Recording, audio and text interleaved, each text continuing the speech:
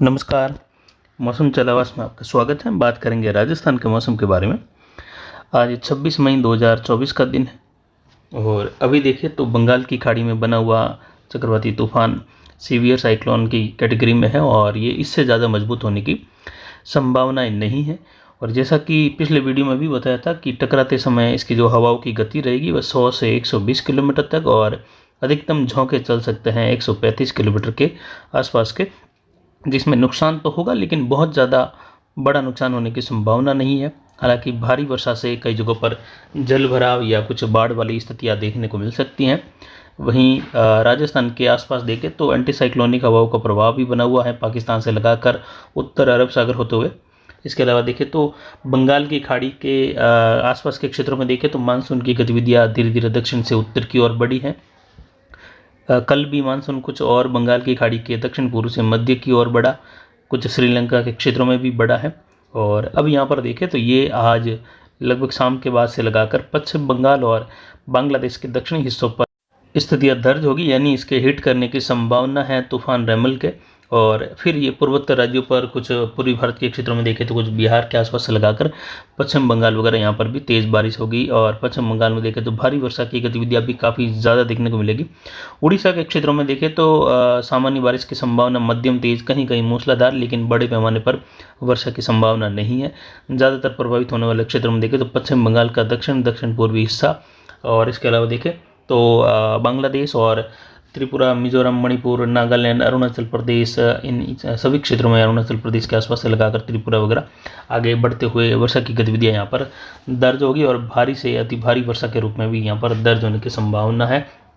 दक्षिण भारत में भी वर्षा की गतिविधियों में बढ़ोतरी होगी और केरल, तमिलनाडु के क्षेत्रों से लगाकर कुछ कर्नाटक, गोवा और महाराष्ट्र के क्षेत्रों में भी आने वाले 4-5 दिनों में धीरे धीरे माहौल बदलेगा और वर्षा की गतिविधियों में यहाँ पर बढ़ोतरी होने की संभावना है। मुंबई में भी वर्षा की गतिविधियाँ 5 जून के आसपास या 3 से लगाकर 5 जून के बीच में शुरू होने की संभावनाएं काफ़ी अच्छी खासी बनती हुई दिखाई दे रही हैं। आज 26 है, लेकिन विशेषकर पहले सप्ताह के दौरान मुंबई में वर्षा की गतिविधियाँ जून में दर्ज होने की संभावना है, मध्यम से तेज़, कहीं कहीं मूसलाधार भी।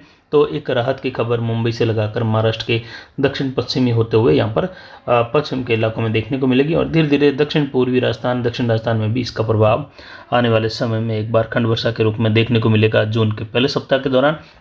उसके बाद राजस्थान में मानसून की एंट्री कब होगी इस पर भी जानकारी जल्द ही अगले मानसून पूर्वानुमान के दूसरे वीडियो के तहत आपको दे देंगे। और उसी में जो है अलग अलग क्षेत्रों में किस प्रकार अलग जिलों में वर्षा की गतिविधियों का पैटर्न रहेगा राजस्थान में 2024 मानसून सीजन के दौरान, उसकी भी जानकारी देंगे। फिलहाल पिछले 24 घंटों के दौरान अधिकतम तापमान अरावली रेंज के क्षेत्रों में 49.21 डिग्री सेल्सियस रहा और न्यूनतम तापमान 27.80 डिग्री सेल्सियस रहा।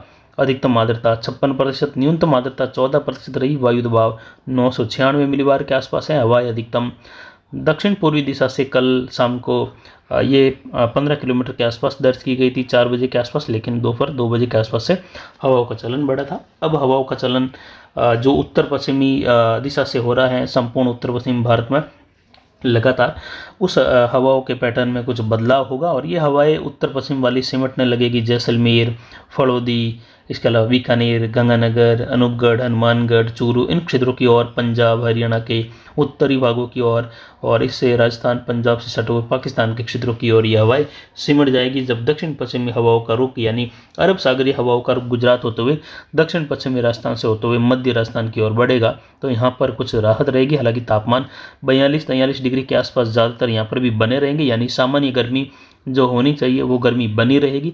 उमस का माहौल भी बना रहेगा, लेकिन बीच बीच में चल रही तूफानी हवाएं कभी कभी तेज झोंकों के साथ धूल भरी अंधड़ वाली स्थितियों में रहेगी, जिससे राहत तो रहेगी गर्मी से, लेकिन यहाँ पर धूल भरी हवाओं से परेशानी होने वाली है। पाली और जोधपुर संभाग, बीकानेर संभाग के क्षेत्रों में तो कुछ अन्य आसपास के यानी दक्षिण राजस्थान के आसपास में भी जो है तेज हवाएं चलने से यहाँ पर कुछ जगहों पर धूल भरी अंधड़ वाली स्थिति बन सकती है। यानी आने वाले दिनों में देखें तो अब धूल भरी हवाओं का सामना करना पड़ेगा राजस्थान के पश्चिमी इलाकों को और उत्तरी इलाकों को। लेकिन जो तापमान की स्थितियाँ ज़्यादा हैं 47, 48, 49 तक की, इसमें गिरावट होने से यहाँ पर आम जन को राहत मिलने की संभावना है। अगले 24 घंटों के दौरान देखें यानी आज के समय में देखें तो यहाँ पर कुछ खंड वर्षा की स्थितियाँ जो लाल कलर का दायरा है, जिसमें जोधपुर संभाग, पाली, कुछ कोटा संभाग, उदयपुर, बांसवाड़ा संभाग के क्षेत्र हैं, एक आध अजमेर संभाग के, तो कुछ छुटपुट स्थान यहाँ पर जयपुर के आसपास के रह सकते हैं जहाँ बादल बनने, बौछार बनने की संभावना रहेगी।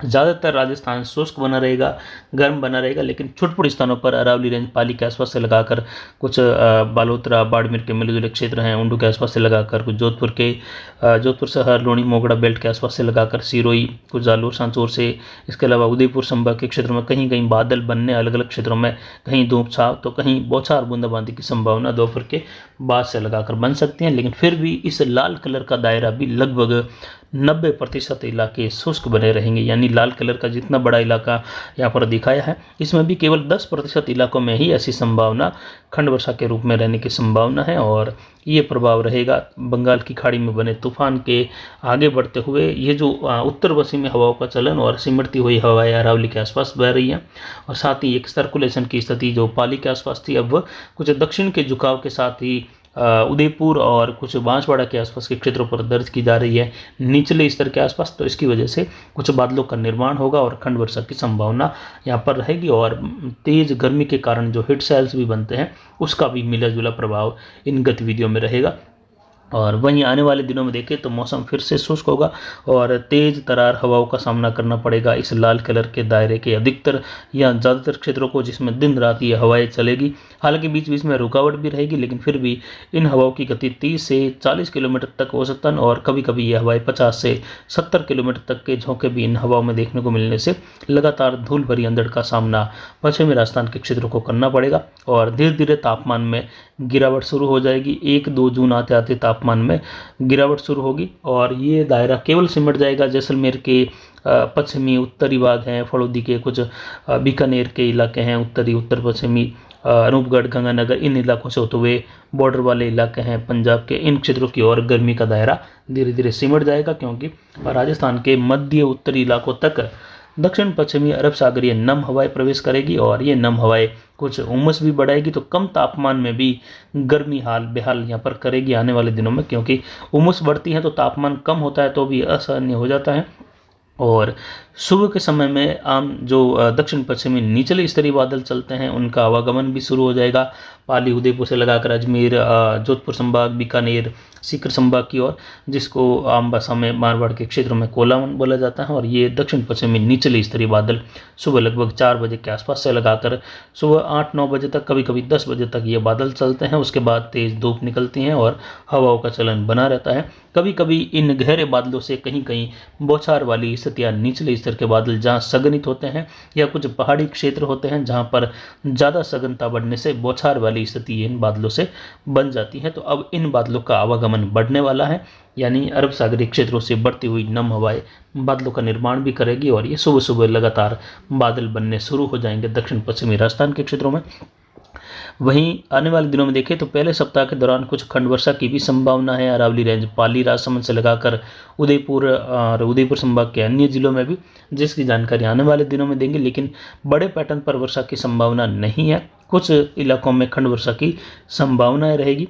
और मानसून की गतिविधियां देखें तो अब धीरे धीरे इस तूफान के गुजरने के बाद कुछ सामान्य स्थिति की ओर, या कहे इसमें जो है आगे बढ़ने की गति में गिरावट, या कहे मानसून की स्थिति हल्की सी कमज़ोर होने जैसी स्थितियाँ भी नजर आएगी। और आखिर में जाकर यानी जून के तीसरे सप्ताह के मध्य से लगाकर मानसून की स्थितियों में काफ़ी तेज़ी आने की संभावना है। और उसी दौरान उम्मीद करते हैं राजस्थान के क्षेत्रों में प्री मानसून की वर्षा की गतिविधियाँ मानसून के आगे चलती रहेगी, जिससे जैसे मानसून दक्षिण राजस्थान के आसपास दस्तक दे रहा है तो उसके 2-4 दिन पहले प्री मानसून की गतिविधियाँ 5 दिन पहले जोरों पर शुरू हो जाएगी। वह कोटा संभाग हैं, उदयपुर संभाग हैं, पाली संभाग के अरावली बेल्ट हैं, इन इलाकों में। और ये वर्षा की गतिविधियाँ 18 जून से लगाकर 22 जून के मध्य शुरू होने की संभावना है, और उन्हीं दिनों में मानसून के राजस्थान के दक्षिण पूर्व दक्षिण के क्षेत्रों में दस्तक देने की संभावना रहेगी। लेकिन इस पर विशेष सटीक जानकारी जल्द ही आपको देने की पूरी कोशिश रहेगी। तो फिलहाल अभी की जानकारी के लिए इतना ही।